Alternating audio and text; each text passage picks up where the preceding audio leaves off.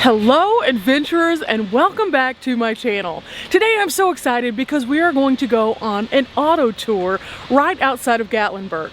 This is a Roaring Fork auto tour and I'm very excited because it is absolutely beautiful. A few of the fall colors are peeking through, it's a crisp morning, and there are some amazing things along this trail. So if you're looking for this, look for Stoplight 8, take a turn, follow it all the way down into the Smoky Mountains, and here we go.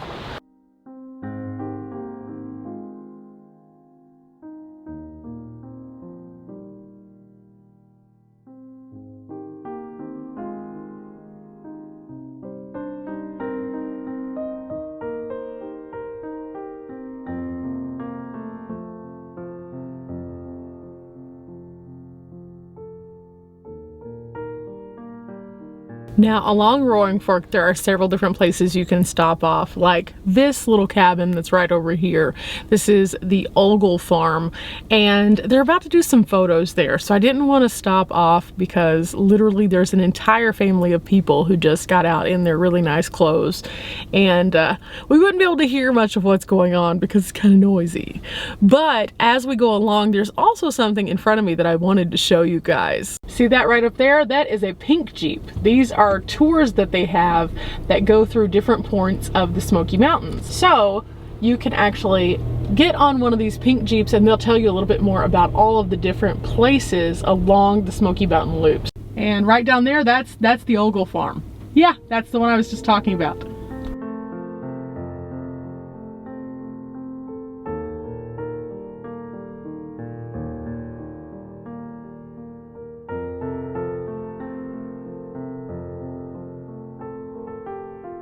Now, I know that you're probably seeing all of these cars and thinking, oh my gosh, what?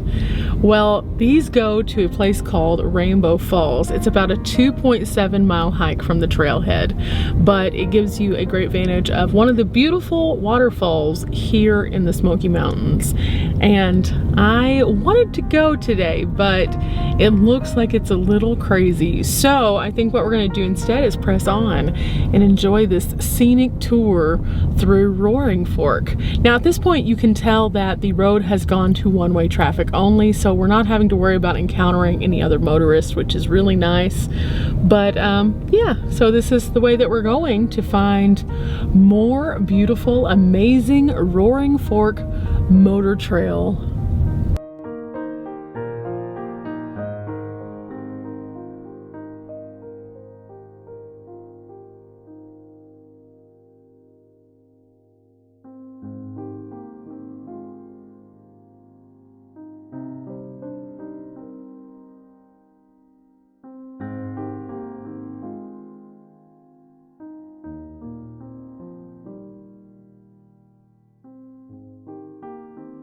I thought this little stop off was a great place for us to talk about the vegetation and also the views.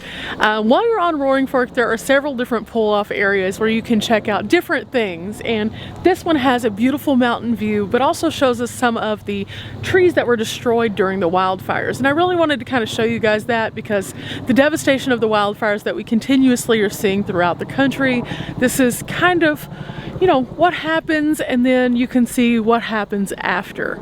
So this barren area right here where all of these trees don't have any leaves is a result of the 2016 wildfire which ravaged through the Gatlinburg area. These trees are a total loss. Nothing can ever come of them. However, you'll notice the forest floor is starting to regenerate and tons of different new trees are starting to pop up. So this is how it works, guys. When something comes in and destroys the world, it has the amazing healing ability, and we just have to let it run its course and do what it's supposed to do. And then of course off in the distance you can see those beautiful, beautiful mountain views. Absolutely gorgeous.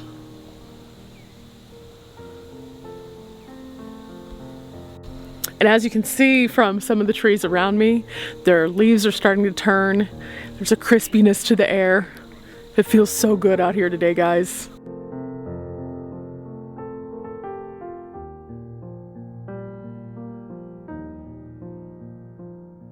Okay guys, we're gonna take a little jaunt out here really quickly. Somebody just said that there's a better area where we can observe the fire damage. And so I think that we're gonna take this tiny little trail, which is kind of close for comfort. Ooh.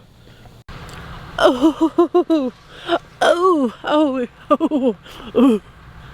Okay, so we're making it out here and they said it's not that far down. So we're just gonna keep walking and walking. And yeah, you can see the fire damage ahead of me a little bit better. We're almost there, guys. Wow. We're just a little bit off of the main road there.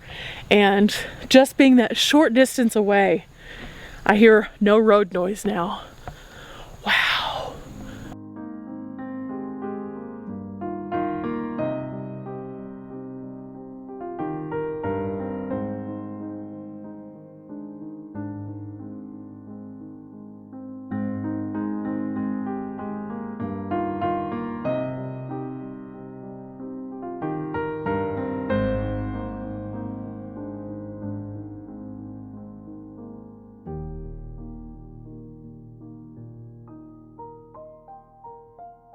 Now at home you might be asking, why am I showing this part of the Smoky Mountains?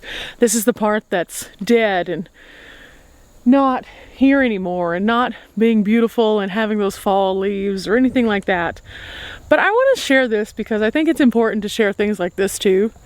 Because we need to talk about how we as people need to protect these kind of areas so they don't have these kind of problems on a human level, okay?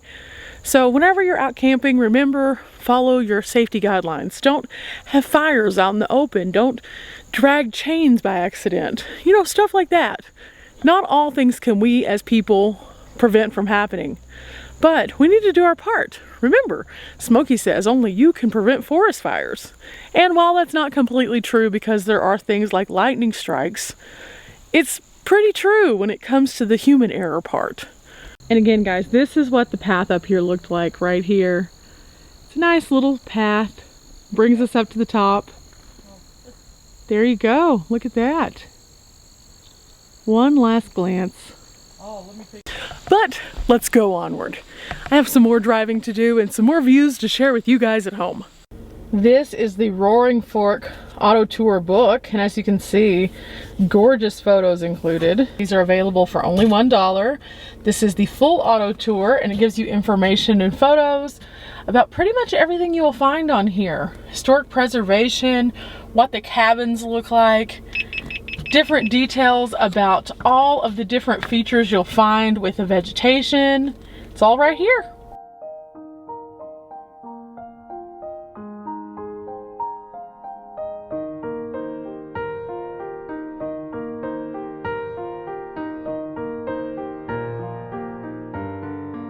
Look guys, Roaring Fork offers you lots of opportunities. I was able to take up this little path right here and just come up to the top to right where I'm standing, right here, and then just have this really neat view. The rocks, the trees. It's nice. Now, a couple of tips if you are visiting the Smoky Mountains. There is an abnormally large amount of people here right now. So throughout the year, typically it kind of comes in waves. However, you can never bank on if it's going to be a crowded day or it's going to be a less crowded day. So my tip to you guys is to always plan to take your time and allow yourself enough wiggle room that you're not in a rush to get through something. Roaring Fork is one of those places that the different scenic lookouts people want to pull off and get their photos and things like that. So if you're here on a busy day, it's going to be a little bit more of a process to get that perfect photo. Also, the parking situation on the pull-offs is not great sometimes. So if there are a lot of people, you might get parked in, like me. I've been parked in for about 10 minutes here. I could take this as like a bad thing and get all huffy about it, or I could just enjoy the views, which are epic, and be prepared to move on to the next stop once it clears out. So that's my tip to you guys. Take your time, appreciate the small stuff. The Smoky Mountains has tons to offer, so just don't get in a rush.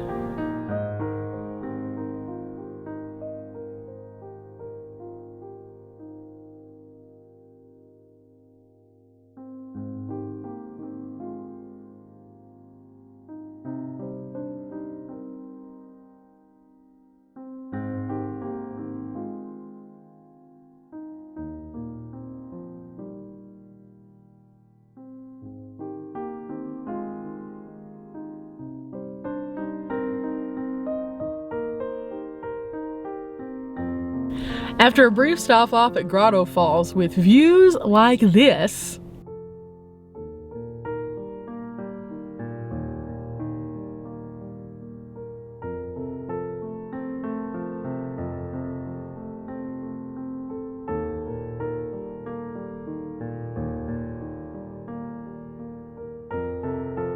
it's now time to get back on the Roaring Fork Road Trail.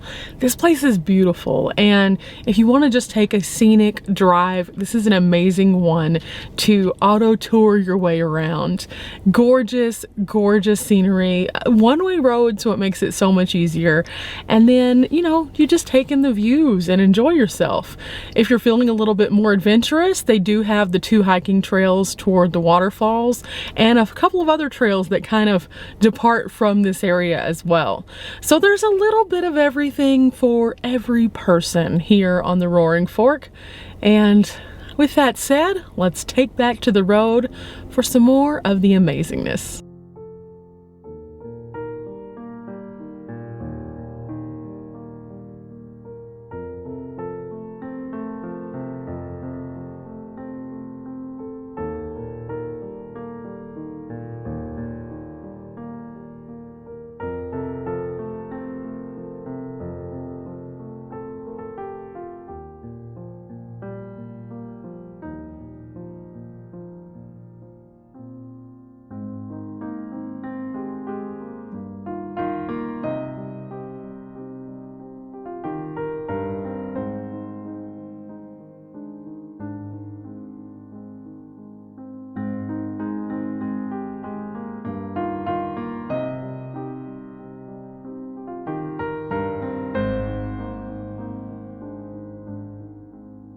Now, beauty aside, there are a few things that you're going to want to know about going around Roaring Fork.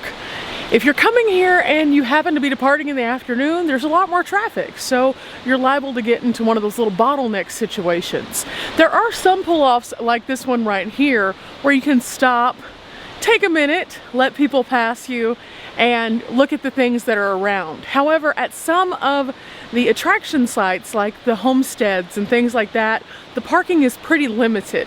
So if you have a map, it'll kind of give you a heads up as to where that they might be, and that will be helpful. However, otherwise you're going to have to find these and then walk a little bit.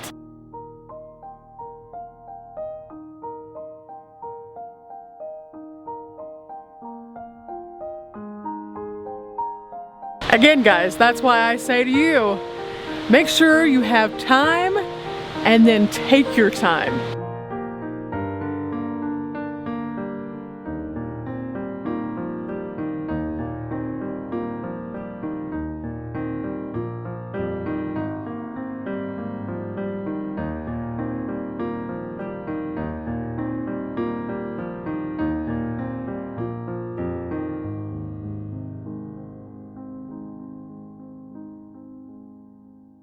Continuing to drive just a little bit further up, we're finally getting to stop at one of the homesteads.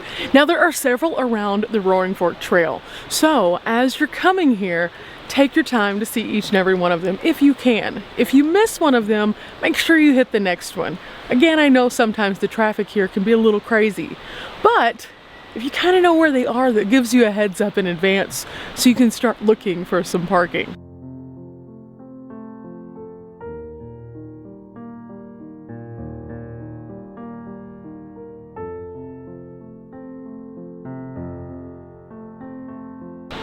This is the Ephraim bales place, and right here you can see the old homestead of one of the former residents of what is now the Smoky Mountains.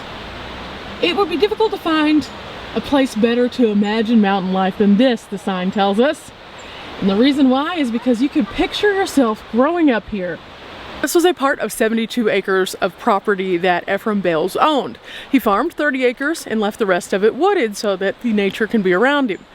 And this is a beautiful example of Smoky Mountain life. We have the homestead itself, there's an outbuilding, and just beyond the house, just this way, I hear the water. Now, a lot of times these homesteads would pop up along the water's edge that would provide them drinking water and also water for the regular things that they needed them for, such as watering their crops, having water to cook with, and for refrigeration. That's right, refrigeration. Now, if you've seen some of my videos before, you've seen that they use spring houses to work as what our modern day refrigerators would do.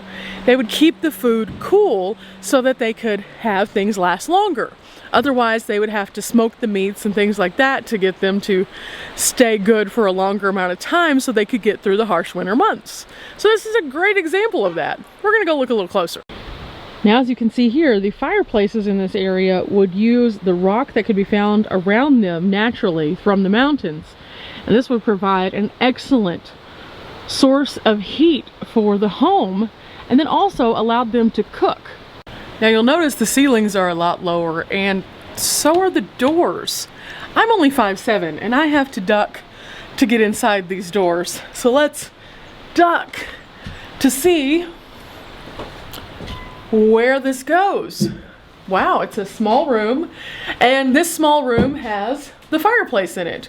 So right here, yeah, the floors, as you can hear, are really creaky. They are made with a plank system that has these big, like nails almost in them. They're like these pegs.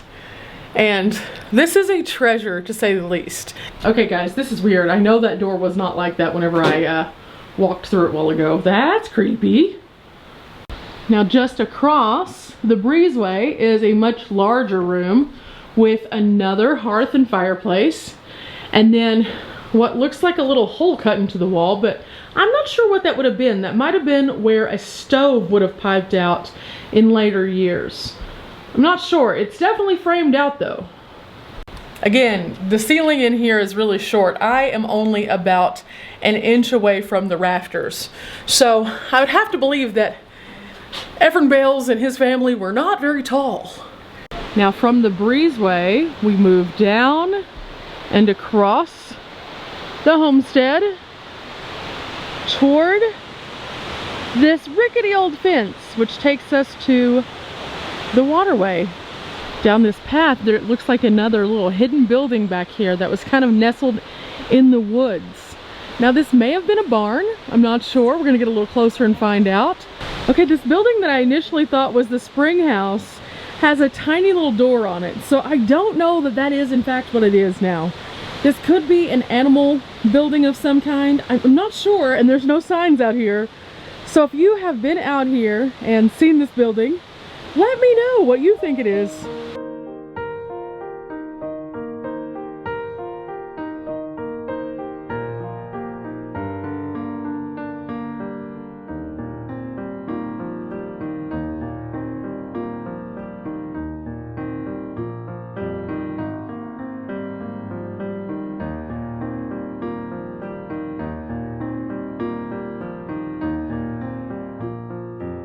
Now imagine this. This is your water source.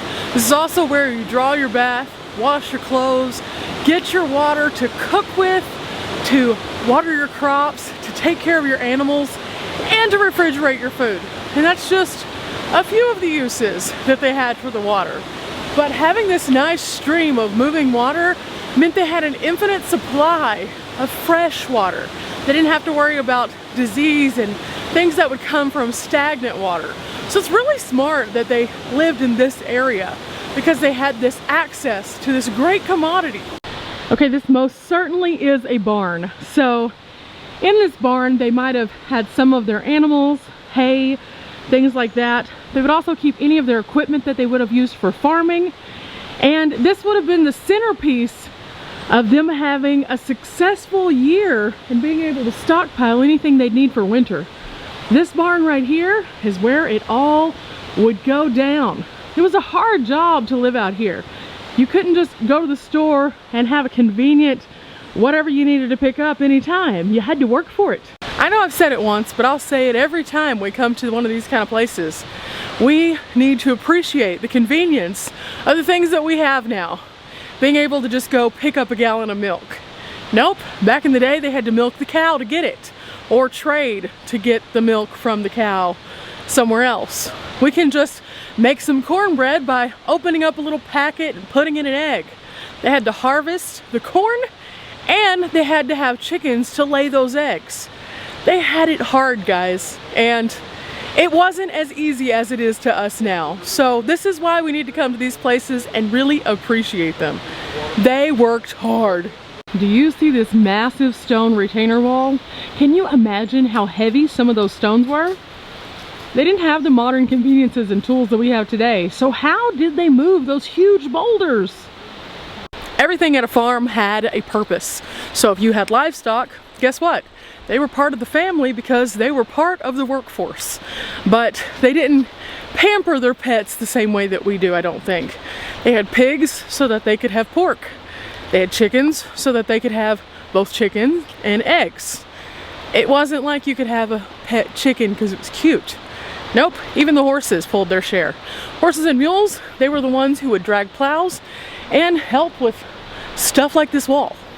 Okay guys, so this particular cabin right here was inhabited until the 30s, and that's when the park came in. Now again, we talked about that they preserved several historic structures and that we can come here to view them now, but the reason why I think that it's important that they preserve the different kinds of structures is because if you look at some of the videos that I've been posting, you can see some of the structures were much more modern looking. Some of them were much older looking, despite the fact that they were still being lived in at about the same time. So you can find something that is much more what we would consider a contemporary style house with like linoleum, like over on Cataloochee, or you can come here and find this, which is a traditional log home where cabin life was hard.